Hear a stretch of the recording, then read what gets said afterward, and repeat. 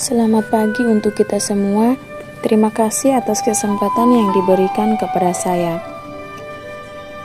Saya akan mempresentasikan tugas tambahan Pancasila dengan tema Pelajaran dari Sejarah Pancasila bagi Generasi Muda. Di dalam tugas tersebut, saya memaparkan mulai dari latar belakang Pancasila, juga proses lahirnya Pancasila yang dimana terdapat BPUPK, Piagam Jakarta, dan PPKI.